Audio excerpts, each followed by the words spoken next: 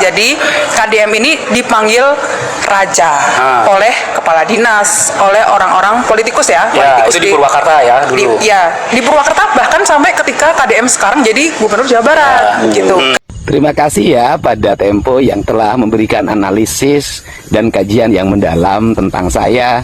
Saya sangat respect terhadap apa yang disajikan, karena itu bagian dari proses dinamika berdemokrasi dan kebebasan media dalam mengungkap fakta dan data.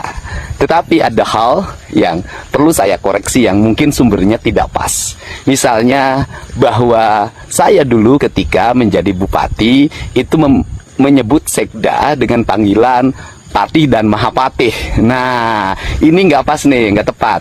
Sekda saya yang pertama itu bernama Maman Rosama, tidak pernah dipanggil Mahapatih atau Patih. Yang kedua itu bernama Hami Mulyana, sudah almarhum, tidak pernah dipanggil itu. Yang ketiga namanya Haji Fadil Karsoma, juga tidak pernah dipanggil itu.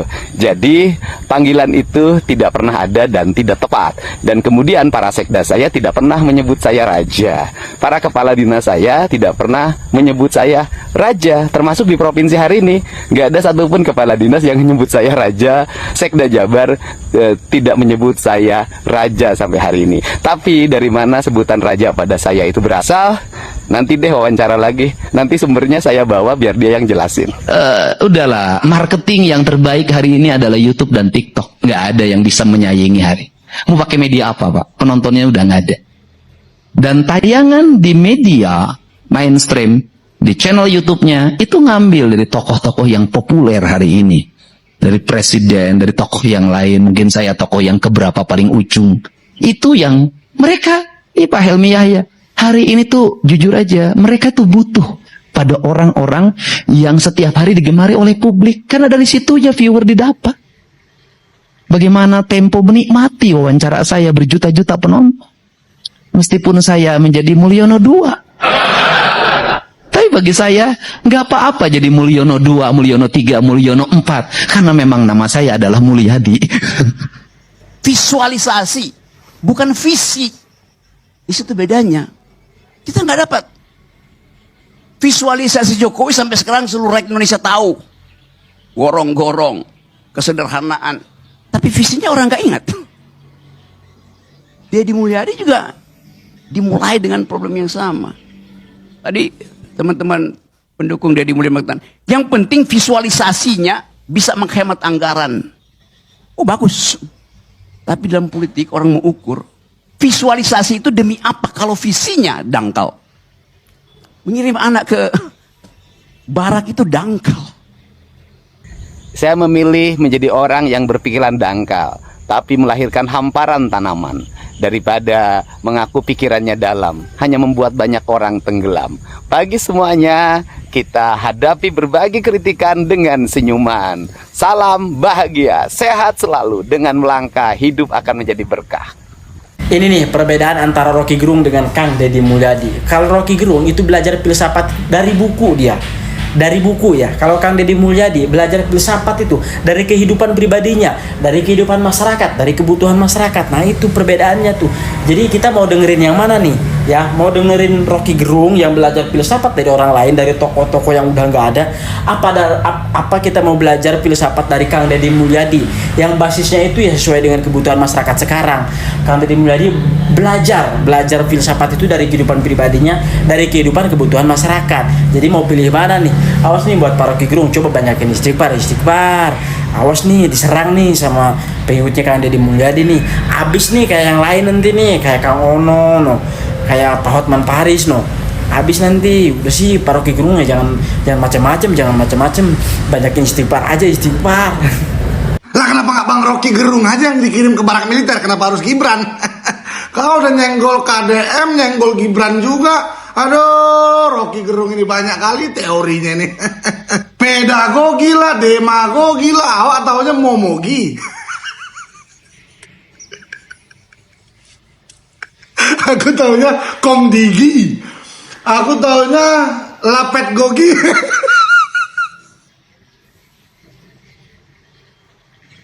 Aduh, Rocky Gerung. Lagian juga dia kan bilang tadi kan berdasarkan ilmu teori ya kan.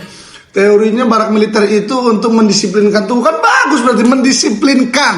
Ya kan, tadinya anak itu nggak disiplin, nggak tertib, ya kan, nggak teratur hidupnya. Sekarang disiplin, teratur, tertib, kan bagus. Apa sih? Aku berkaca pada diriku sendiri ya. Aku sebagai orang tua, anakku 2. Kalau one day ternyata anakku tidak tertib, tidak bisa diatur, tidak disiplin hidupnya, terus tiba-tiba ada seorang gubernur membuat program yang sangat baik ya. Program anak yang tidak bisa diatur masuk ke barak militer untuk dididik, dilatih, dibina. Aku kan sangat dukung asal semuanya transparan ya. Contohnya kita sebagai orang tua setelah mengizinkan ya anak masuk barak militer, terus kita bisa datang ke sana ya, mengawasi anak kita, dilatih apa, lagi ngapain ya kan. Terus ada pengawasan dari pihak lain juga, contohnya dari KPAI dan sebagainya macamnya. Ya kan, kita pasti dukung lah. Apa sih nggak baiknya gitu loh. Ya kan, tidak dipungut biaya. Ya kan, terus juga di sana dikasih makan, dikasih minum susu. Pulang-pulang yang kemarin petugas upacara dapat duit lagi. Apa kurang baiknya? Aku bisa ngomong begini karena punya anak dan punya pengalaman ngurusin anakku. Jadi tahu banget susahnya mendidik anak apalagi zaman kayak gini. Nah pertanyaannya, Bang Rocky Gerung ini punya pengalaman ngurusin anak gak ya? Masa gak pernah berenang ya kan, ngajarin orang berenang? Salam waras. Nah lo, Raja Dungu Rocky Gerung ketemu lawan yang sepadan sekarang ini. Sekarang ini lawannya adalah Kang Deddy Mulyadi. Kang Deddy Mulyadi yang dikatakan otak dangkal, langsung deh dibalas statementnya dari Rocky Gerung. Mendingan otak dangkal tapi mencerdaskan banyak orang daripada otak dalam tapi menenggelamkan semua orang. Nah kan ketemu. Itu si Raja Dungu, si Rocky Gerung sekarang ini tidak mendapat tidak mendapat tempat lagi di hati netizen ya. Karena apa? Karena hanya bisa nyinyir-nyinyir aja. Nah sama Jokowi nggak ditanggapi nama Jokowi. Karena ya seorang kepala negara, seorang presiden, banyak kerjaannya lain. Nah kalau sekarang ini sama Kang Deddy Mulyadi yang masih jadi gubernur, next insya Allah mungkin jadi jadi RI 1. Nah lagi kesempatan sekarang ya dibungkam, ya dibalas. Apa yang dinyinyirin ya dibalas. Memang kenyataannya kayak gitu. Orang Rocky Gerung itu nggak ada apa-apanya, hanya provokator aja. Raja Dungu. Jadi selamat buat yang dulu pencinta dari Rocky Gerung. Makan tuh junjungan lo yang cuman hanya bisa mengkritik tapi tanpa ada solusi. Jadi yuk kita dukung Kang Deddy Mulyadi, tenggelamkan Rocky Dungu. Salam waras. Habis Mulyono terbitlah Mulyadi. Wah ini parah, ini media tempe nih, parah banget ini. Ini judulnya mengadu domba ini, ya kan? Ngapain coba bikin judul kayak gitu? Wah parah ini media tempe, parah. Ini nih pasti gara-gara proposal kalian tuh dulu ditolak mentah-mentah pemerintah kan, ya kan? Waktu itu kan kalian pernah mengajukan proposal, ya kan? Dan nominalnya pun gak kira-kira. Sehingga ditolak mentah-mentah sama pemerintah. Kan kalian waktu itu mau mau menaikkan citra Pak Jokowi waktu itu. Padahal udah nyata-nyata citra Pak Jokowi emang baik. Cuman kalianlah yang bikin Pak Jokowi itu seakan-akan jelek di mata masyarakat, media kalian.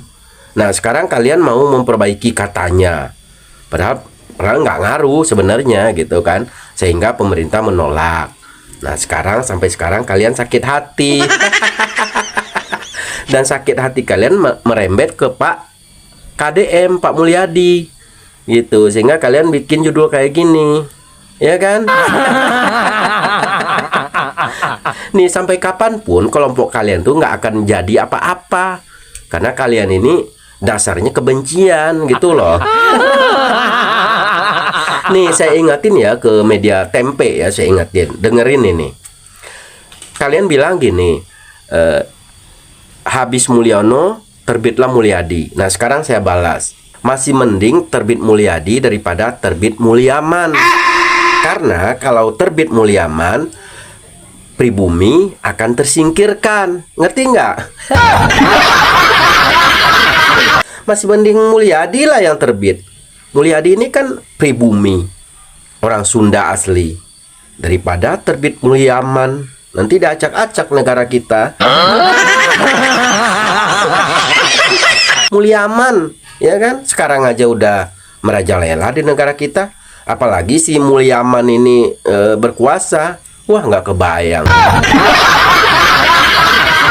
Oke, Media Tempe. Semoga Media Tempe mendengar ya. Masih mending Mulyadi daripada Mulyaman.